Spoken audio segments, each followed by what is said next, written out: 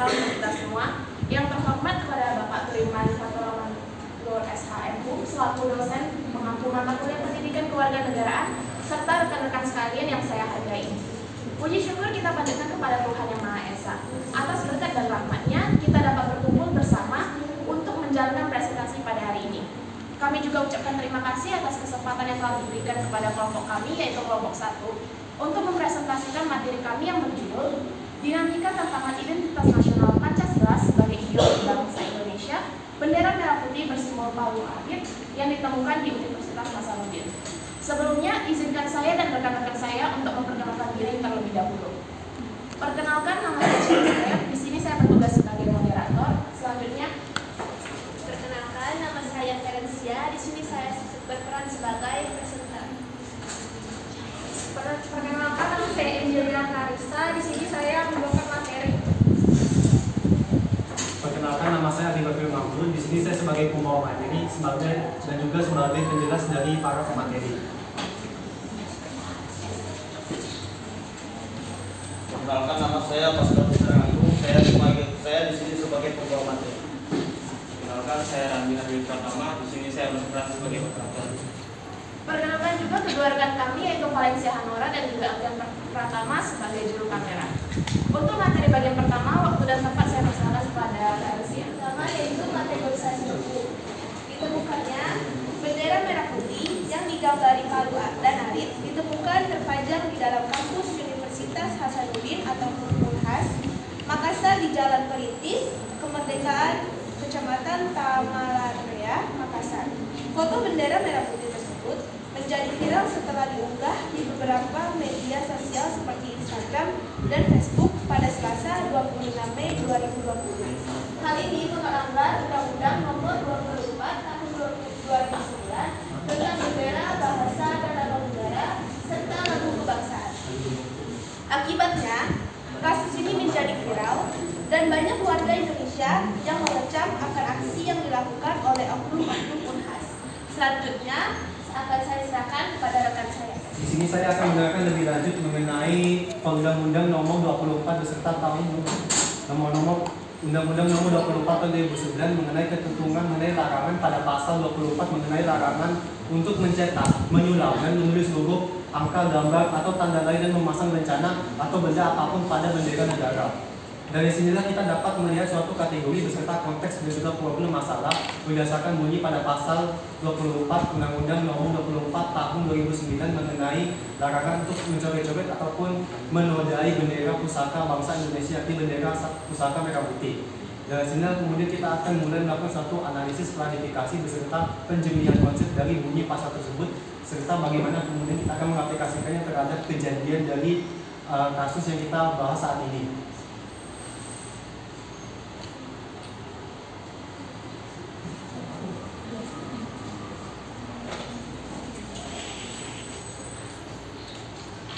Dan kemudian masuk kepada klarifikasi itu nanti bahwa seperti kata pada bunyi Undang-Undang Nomor 24 Tahun 2009.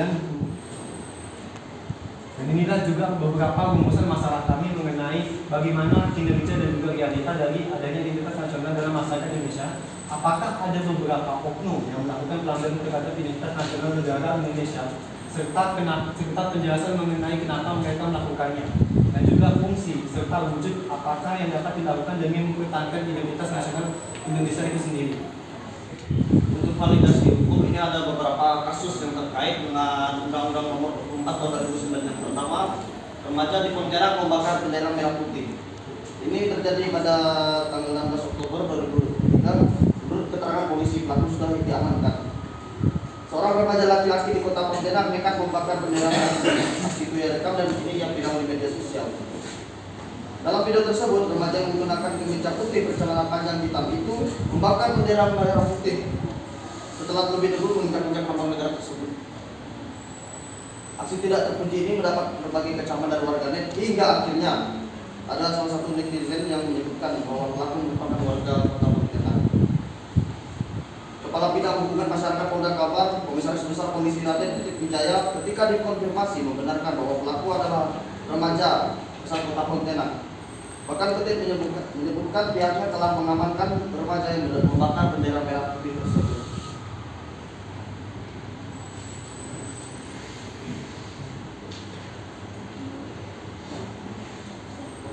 kedua, jejak kasus penghinaan Pancasila oleh Habib Rizik Syihab. Kita akan memasuki ke bagian falsifikasi hukum. Di sini ada pendapat dari ahli yaitu John Stuart Mill dalam bukunya yang berjudul On Liberty. Ia berargumen bahwa individu itu memiliki hak fundamental untuk kebebasan berbicara dan juga ekspresi. Dalam konteks ini, penghinaan terhadap bendera merah putih yang bergambar palu arit bisa dianggap sebagai bentuk ekspresi politik atau protes yang dilindungi oleh hak tersebut.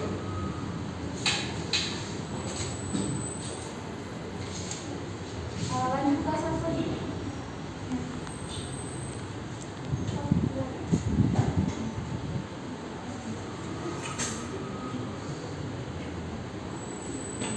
Russell dan Bernard ini adalah pemikir yang mendukung konsep kebebasan individu. Mereka mengatakan bahwa individu itu memiliki hak untuk menyatakan pendapat mereka, termasuk melalui ekspresi politik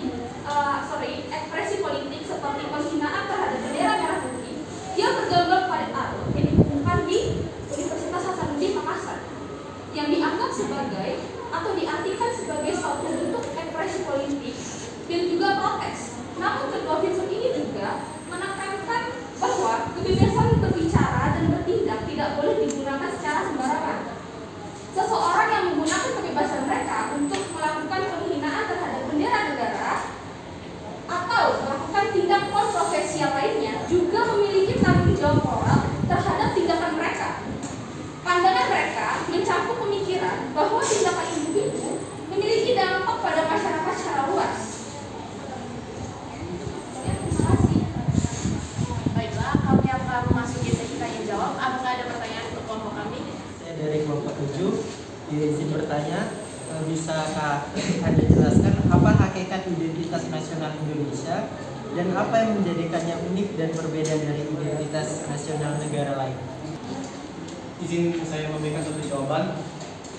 Dalam suatu bentuk apabila Anda membaca sejarah bagaimana pembentukan identitas nasional itu sendiri, maka akan Anda menyatakan bahwa identitas nasional kita itu dibuat dengan menggunakan rasa semangat persatuan dan juga kesatuan bangsa Indonesia dengan kecerdasan yang mereka miliki dan tentunya Maka Mas Eriko Ndakarli, saya perwakilan dari kelompok 3. Pertanyaan saya adalah bagaimana identitas agama dan keyakinan berinteraksi dengan identitas nasional Indonesia.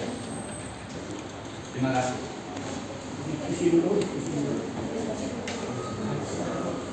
Apa ya, antara interaksi dari kedua tersebut itu sebenarnya selaras karena apa?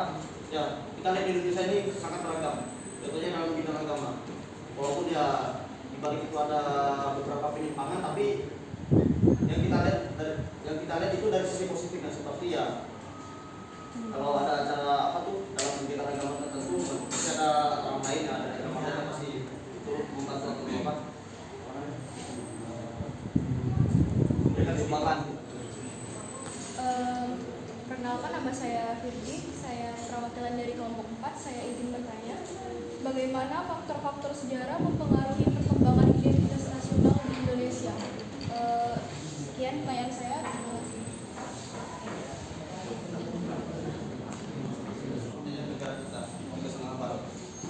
Hal ini menyebabkan bangsa Indonesia merasa terancam identitas nasionalnya dan akhirnya berjuang untuk meraih kemerdekaan. Yang kedua, keragaman budaya. Indonesia merupakan negara yang kaya akan keberagaman budaya. Hal ini mencakup perbedaan bahasa, adat istiadat, agama, dan tradisi masyarakat yang berbeda. Meskipun demikian, bangsa Indonesia selalu berhasil menyatukan perbedaan tersebut melalui semangat persatuan dan toleransi. Yang ketiga,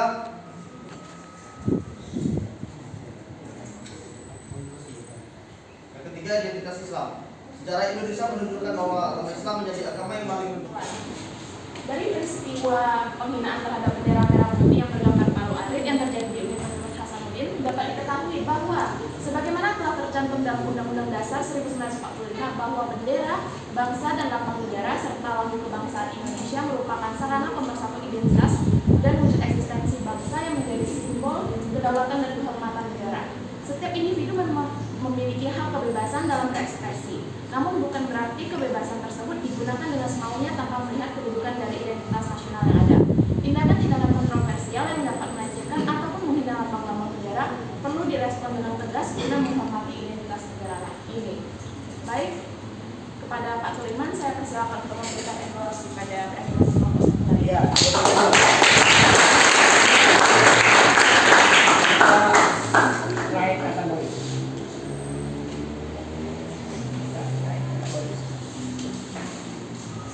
Baik, saya akan memberikan evaluasi jalannya diskusi terfokus.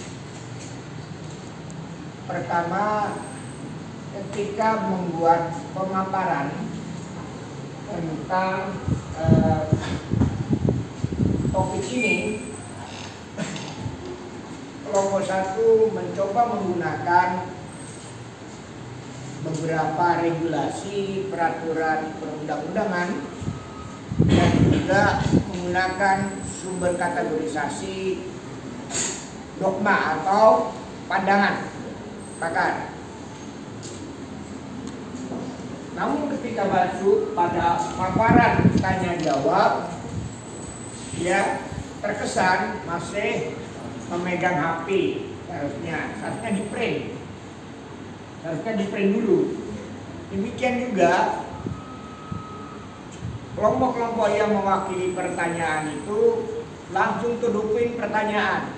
Yang Bapak maksudkan adalah supaya diskusi terfokus ini bisa hidup, ya, dia membuat prolog dulu, tidak langsung bertanya.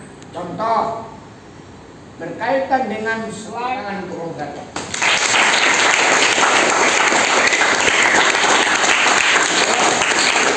Kemudian terakhir adalah yang mau latihan dulu atau langsung direkam. Pergi ke Tayan jembatan Pak Kasim. Sekian, terima kasih.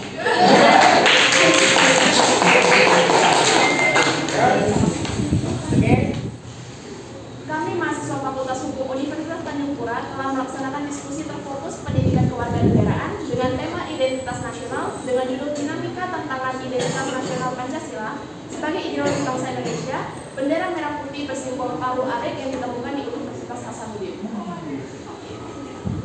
Oke, teman-teman, kamera pantun diputar ya, bentar ya. Ada pantun diputar ya. Pergi ke pasar membeli pepaya. Jangan lupa membeli jas merah. Identitas nasional merupakan jati diri bangsa Indonesia. Tanpanya maka musnahlah nama Indonesia dalam sejarah.